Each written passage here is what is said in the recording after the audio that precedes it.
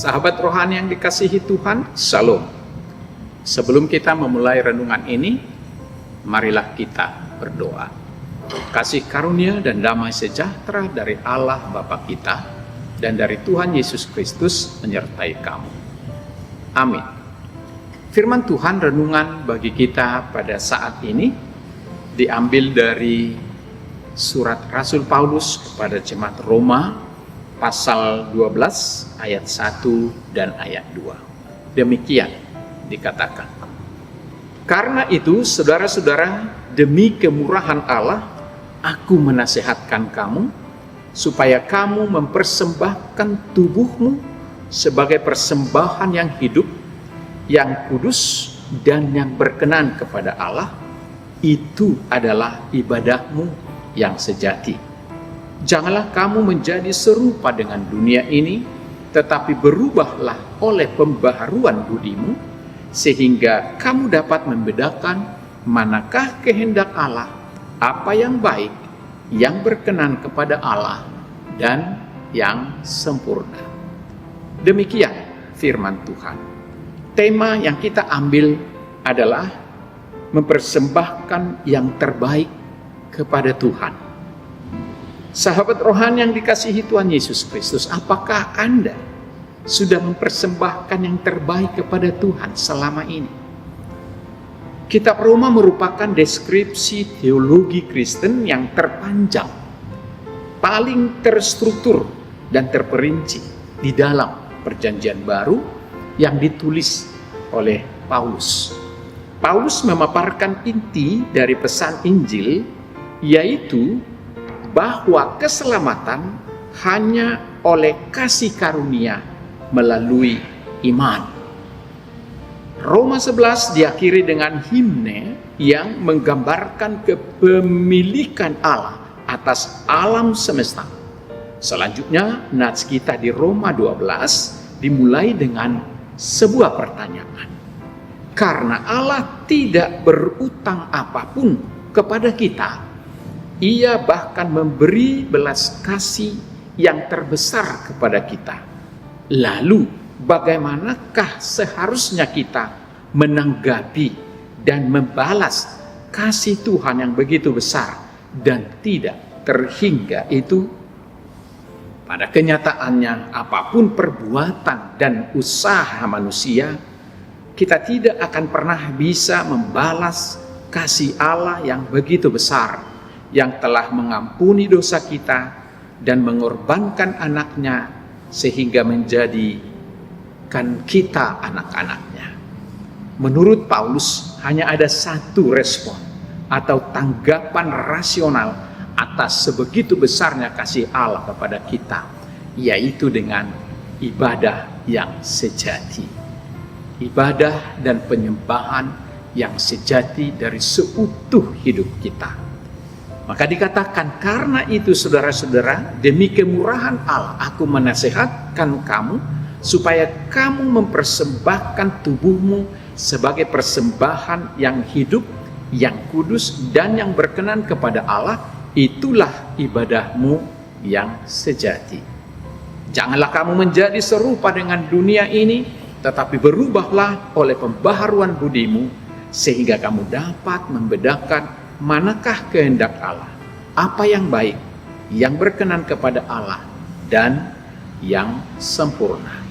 Sahabat rohani yang dikasihi Tuhan Yesus, Paulus menegaskan kembali bahwa ibadah sejati lebih dari sekedar kata, nyanyian, seremonial, ritual, tetapi melibatkan seluruh anggota tubuh kita dan pergerakannya sebagai persembahan yang hidup, yang kudus, dan yang berkenan kepada Allah.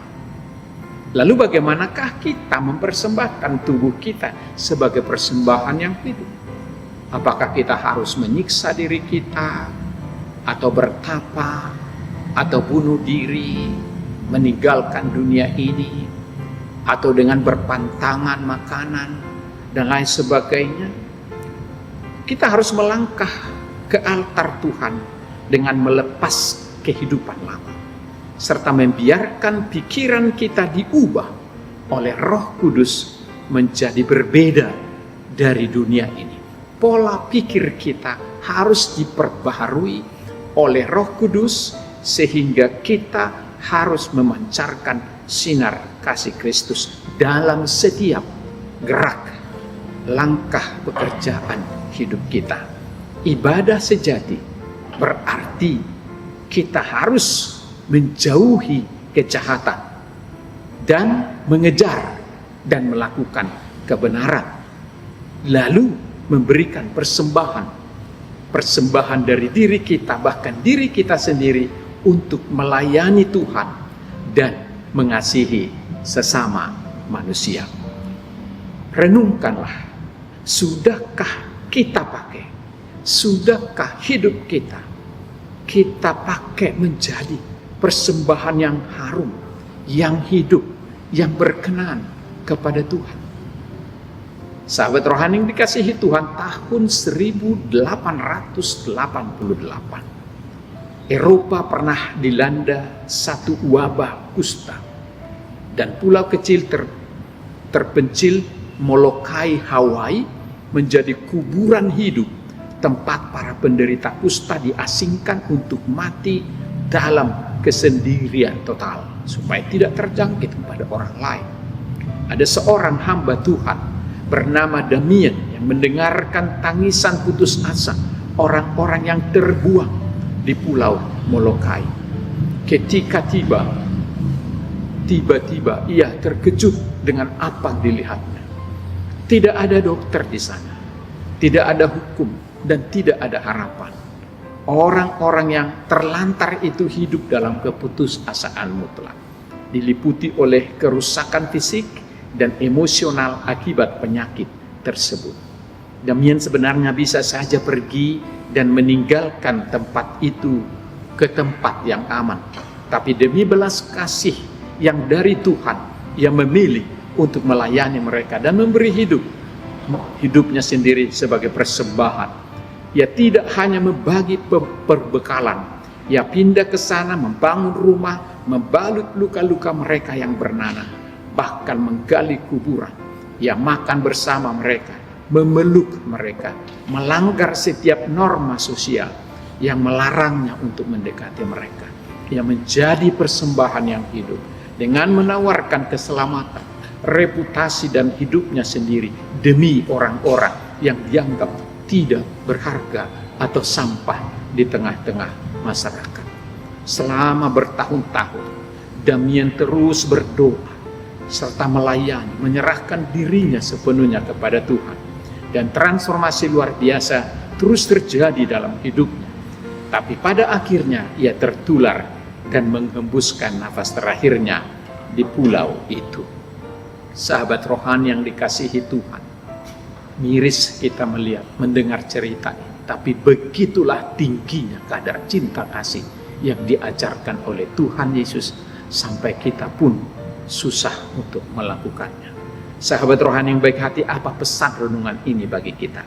Mempersembahkan hidup adalah menuntut pengorbanan nyata. Ini berarti menyerahkan waktu, tenaga, keinginan untuk melayani sesuai dengan kehendak Tuhan.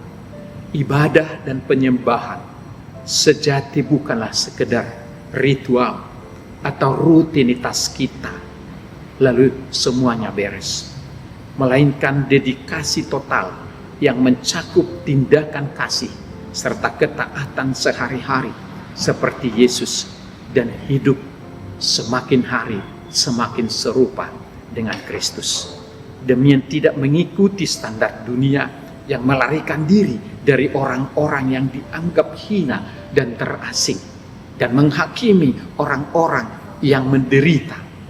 Tetapi sebaliknya, ia memperbaharui pikirannya, ia mengubah mindsetnya, membuktikan apa yang merupakan kehendak Allah yang baik, yang berkenan dan sempurna yang harus dia lakukan ketika ada suasana yang sangat mengerikan, mencekam bagi manusia. Ia menunjukkan bahwa penyembahan sejati adalah di sini, dengan mengorbankan hidup untuk melayani orang, bahkan tidak pernah bisa membalaskannya kepadanya. Ini adalah esensi dari pengorbanan Kristus yang tanpa syarat dan bentuk kasih tertinggi yang kita sebut dengan kasih agape.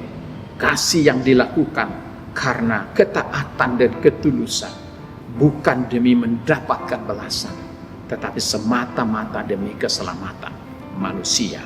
Inilah ibadah dan persembahan sejati. Kita pun harus termotivasi oleh perbuatan Tuhan Yesus sebagai ibadah dan persembahan kita kepada Tuhan sepanjang hidup kita. Semoga Tuhan menguatkan kita melalui Roh Kudus agar setiap detik dari hidup kita ini layak bagi Tuhan dan menjadi persembahan yang harum. Selamat melayani dan memberikan persembahan sejatimu kepada Tuhan. Tuhan memberkatimu. Amin. Mari kita berdoa. Bapa Surgawi, terima kasih atas sapaan firman-Mu pada saat ini. Kami diingatkan bahwa kami ini adalah manusia yang berharga di mata-Mu, karena begitu pentingnya kami di mata Tuhan, sehingga sampai mengorbankan anak-Mu Yesus Kristus mati di kayu salib demi menyelamatkan kami. Dan kami umat yang Tuhan sudah selamatkan diminta untuk mempersembahkan segenap hidup dan mati kami untuk menjadi persembahan yang harum, yang berkenan kepada Tuhan, dan itu adalah ibadah kami yang sejati. Ajarlah kami dalam memanfaatkan setiap hidup, kesempatan yang Tuhan berikan untuk menjadikan hidup kami sebagai persembahan yang harum, yang berkenan kepada Tuhan. Pakailah tenaga, pikiran, hati, kesehatan, dan kapasitas kami untuk melayani Tuhan dengan melakukan yang terbaik bagi sesama, mengasihi mereka dengan cara yang sesuai dengan kehendak-Mu. Biarlah hidup kami ini hanya kami persembahkan untuk dan demi memuliakan nama Tuhan. Berkati kami hari ini bersama dan cucu kami. Biarlah hidup kami juga menjadi persembahan yang harum bagi Tuhan. Biarlah kasih-Mu melingkupi kami, menjaga kami, untuk memberi kami kekuatan dan hikmat daripada Tuhan, sehingga hidup kami ini layak dan menjadi persembahan yang sejati. Ampuni segala dosa kami dan layakkan kami hidup hari ini sesuai dengan kehendak-Mu. Dalam nama Tuhan Yesus kami berdoa dan mengucap syukur. Amin.